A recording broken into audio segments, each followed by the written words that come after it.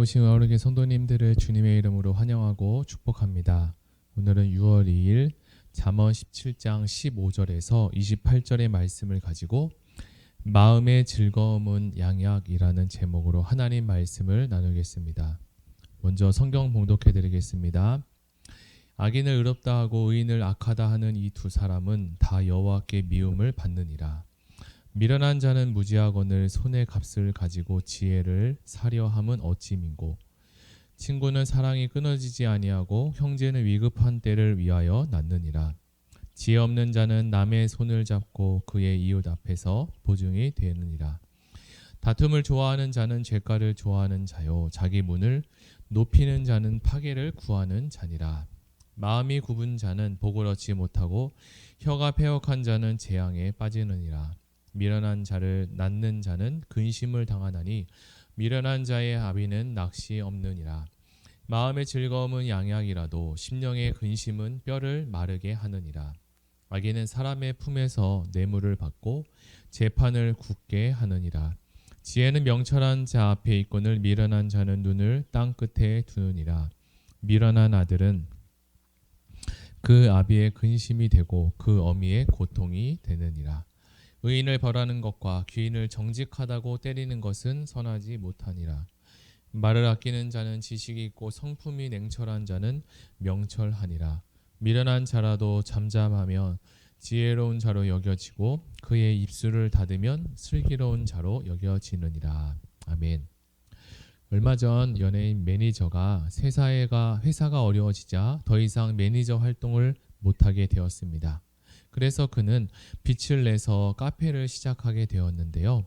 그런데 카페를 시작하자마자 코로나가 생겨 어려운 시기를 보내 우울증과 공황장애를 겪고 또한 식사도 잘 못하고 있다는 이야기를 듣게 되었습니다.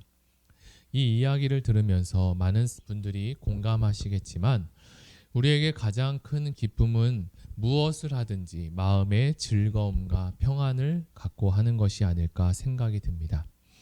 코로나로 새로 오픈한 카페가 한순간에 어려움에 처하게 될지는 상상도 못했을 때 말입니다. 그런 것을 볼 때 우리의 인생의 모든 주권이 바로 하나님께 있음을 고백할 수 있습니다. 그렇다면 우리는 어떻게 하면 마음의 즐거움을 누리며 살 수 있을지 우리 말씀을 통해서 살펴보도록 하겠습니다. 오늘 잠언 17장 15절과 16절을 묵상해 보면 어떤 사람들이 의인에게는 악하다라고 말하고 또 악인들을 의롭다라고 하는 것을 여호와께서 미워하신다라고 합니다. 그렇다면 이 말은 주로 어디에서 쓰여지는 말일까요? 이것은 사람들 사이에 법적 다툼에서 재판장이 재판하면서 의인과 악인을 잘못 판결하는 상황을 이야기합니다. 우리가 사는 이 시대에서도 뇌물을 받고 죄를 지은 죄인을 무죄로 석방하여 정의를 부정하는 일들이 벌어지고 있습니다. 여호와는 이런 일을 기뻐하지 않으십니다. 우리는 여기서 하나님의 성품에 대해서 다시 한번 살펴볼 수 있습니다. 하나님은 정의로우시고 그리고 성품상 불의한 일을 기뻐하지 않으십니다.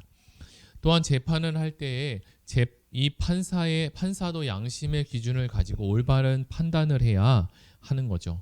불의에 대해서 분노하고 정의롭게 판결할 수 있어야 합니다. 부패한 판사, 검사, 경찰이 많은 나라는 바로 설 수가 없습니다. 판사나 검사가 잘못된 논리에 따라서 판결하면 국민들이 실망하고 또는 분노할 수밖에 없습니다. 그래서 자칫 나라의 기강도 흔들어지고 국가도 망하게 될 수 있습니다. 그리고 하나님의 심판 또한 그대로 놔두지 않을 것입니다. 16절에 보면 미련한 자는 무지하거늘 손에 값을 가지고 지혜를 사려 함은 어찌 민고. 이어서 나오는 미련한 자의 이야기가 나오는데요. 읽었던 말씀을 쉽게 설명해 보면 미련한 자의 손에 돈이 있어도 그에게는 지혜를 얻고자 하는 욕구가 거의 없기 때문에 그 돈이 무슨 소용이 있겠느냐라는 의미입니다. 어리석은 자는 자신의 쾌락을 위해서 얼마든지 돈을 아낌없이 쓸 수 있으나 지혜가 늘어가는 곳에는 정작 시간과 재정을 쓰지 않는다는 것입니다. 17절과 18절에 보면 친구는 사랑이 끊어지지 아니하고 형제는 위급한 때를 위하여 낳느니라. 지혜 없는 자는 남의 손을 잡고 그의 이웃 앞에서 보증이 되느니라. 형제는 위급한 때를 위해서 태어났습니다. 위급한 때는 공경에 처할 때, 위험과 위기가 닥쳐올 때, 그래서 형제는 어려움에 처해 있을 때 서로 도움을 주기 위해서 태어났습니다. 친구는 언제나 사랑해서 좋지만 정작 도움이 필요할 때는 도움이 되지 않을 수 있습니다. 반면에 형제는 항상 어떤 상황에서도 서로 도와주어야 합니다. 하나님께서 서로 도와주라고 한 가족으로, 한 형제로 묶어주셨기 때문입니다. 이 말씀은 하나님께서 어려움에 처한 가족을 못 본 채 하는 자들에게 경고하시는 말씀입니다. 형제는 항상 친구보다 더 나아야 되고 더 가까워야 합니다. 그러나 우리 주변에는 이러한 역할을 하지 못하는 친구보다 못한 형제들을 보기도 합니다. 우리는 하나님께서 한 가족으로 그리고 한 형제로, 형제 자매로 묶어주신 이유를 알아야 합니다. 그리고 그 이유를 알았으면 이제 그 말씀에 순종하며 나아가면 됩니다. 그리고 이어지는 18절에는 다른 사람의 보증을 서지 말라고 경고합니다. 저 또한 어렸을 때 아버지께 보증에 대한 이야기를 귀가 따갑도록 들었습니다. 그런데 그 말씀이 성경에서도 여러 군데, 여러 곳에서 우리를 지도해주고 있습니다. 상반절에 보면 지혜 없는 자는 남의 손을 잡는다라고 합니다. 여기서 손을 잡는다라는 것은 어떤 약속을 하거나 계약을 맺는 기쁨하고 있는 기뻐지는 그 상징으로 손뼉을 친다라는 의미를 가지고 있다고 합니다. 그래서 미련한 자는 다른 사람의 담보가 되기로 서약하고 그리고 기뻐한다는 뜻을 가지고 있습니다. 결국 그는 이웃 앞에서 보증이 됩니다. 남의 빛에 보증을 선다는 뜻인데 잠언에서 솔로몬은 보증 서는 일을 미련한 것으로 그리고 절대 서지 말라고 당부하고 또 당부했습니다.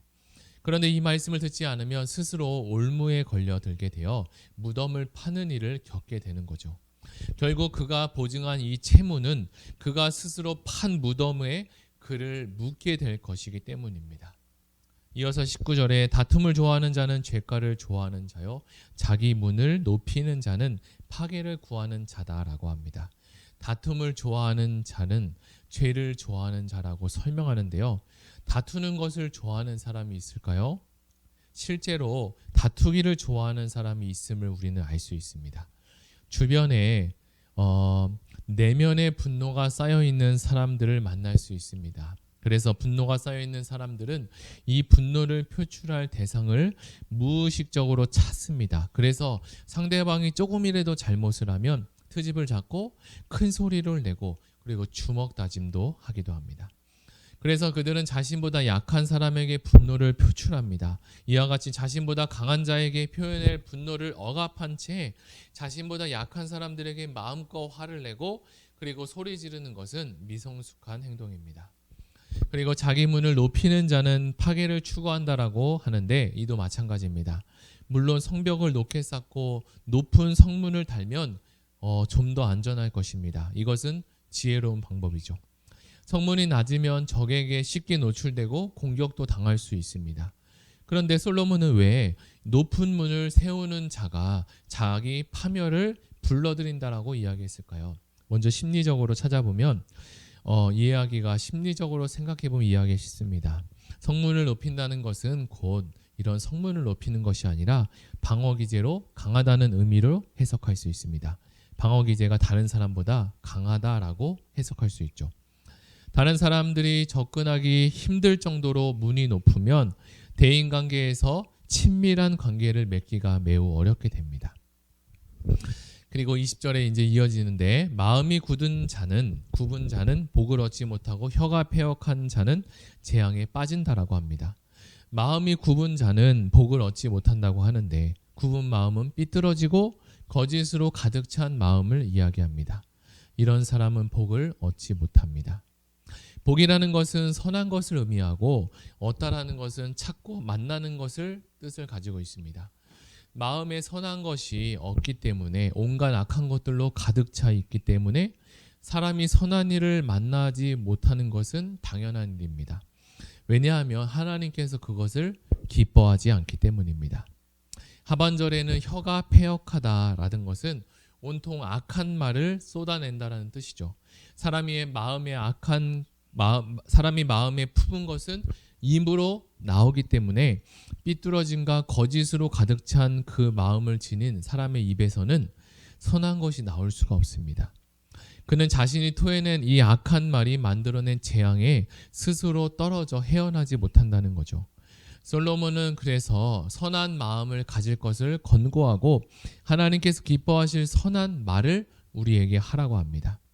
거짓말하는 자는 일시적으로 그리고 순간적으로는 승리하고 잘 되는 것처럼 보일 수 있습니다.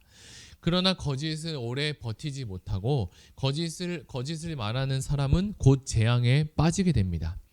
우리 주위에 거짓으로 잘 사는 것 같이 보이는 경우가 있지만 하나님께서는 선악간에 심판하시고 진실한 정의를 세워주실 것을 끝까지 믿으며 우리는 나아가야 됩니다.